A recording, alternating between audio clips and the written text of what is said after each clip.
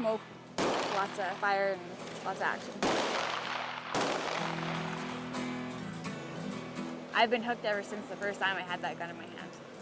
My name is Lindsay Baranek. This is cowboy mounted shooting. I've been riding since I was really little, maybe even before I could walk. I guess it is kind of like barrel racing with guns, a lot louder. We use handguns, we use rifles, and we use shotguns. The handguns are old Western kind of revolvers. The ammo that we use, these are black powder blanks. So they spray 20 feet in the direction that you shoot at, and it's the black powder, the heat that pops the balloon. A great thing about this sport, you know, is that it's so challenging in that you ask your horses to do a lot of different things when you're out there. Good girl. It's a lot of horsemanship, and your horses have really got to be supple in listening to you. It gets to me when I think of that someone just by themselves, independently, would start a whole soccer league just for kids who love the game, who just don't take it as a sport, but take it as life, you know? It's not kicking a ball and trying to score. It's having fun with your friends and living the game. Good evening. We begin in a small hamlet in Alberta where an RCMP raid turned tragic. It's kind of one of those stories that you cover during a career that you really never forget. My name is Lyle Cott. When Marathon happened, I was the first video journalist on scene for CBC. Got up there as fast as we could. I think we just followed a bunch of police cars out there. We found Roscoe's farm and just shot whatever we could shoot. There wasn't much, but the police kept us way back. I remember spending, I don't know, probably a couple hours looking at that at the back of the Quonset hut. And I remember at one point seeing the tactical squad armed, moving along the back of the Quonset hut and then up the side of the Quonset hut. And then when you see the tactical squad and that many of them, you know something's going on.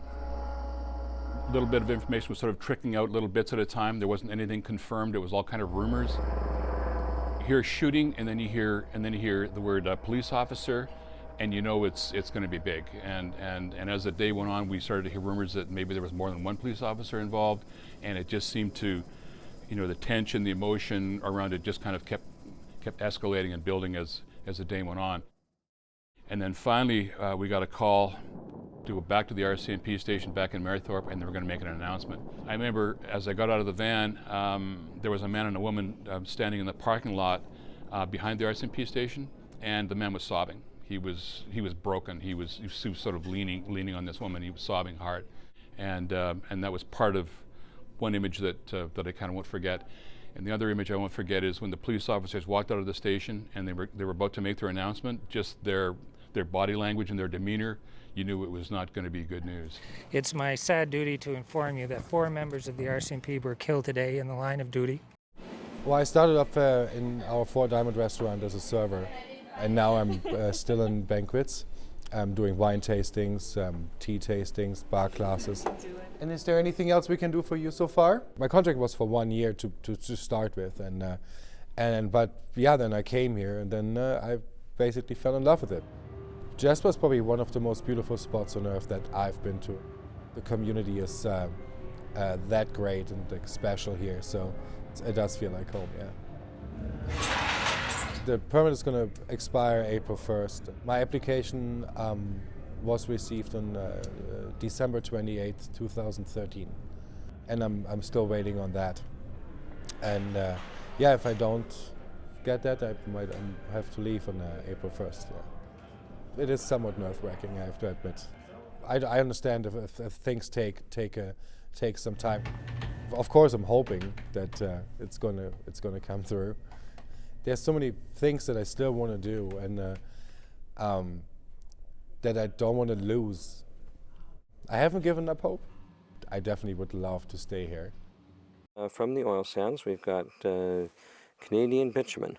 As you can see, it's very stiff. We have the bitumen mixed with that's embedded with sand and water and clay.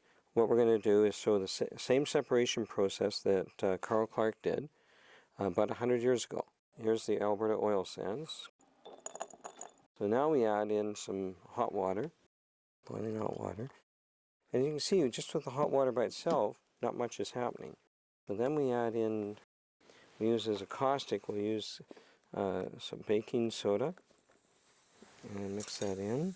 And you can start to see the black coming to the top. Oh, yeah. And as that does, it breaks down the bitumen, and the bonding between the water that's in the with the bitumen and the sand. And you can see that process now taking place, yeah. And there we go. So that now is bitumen.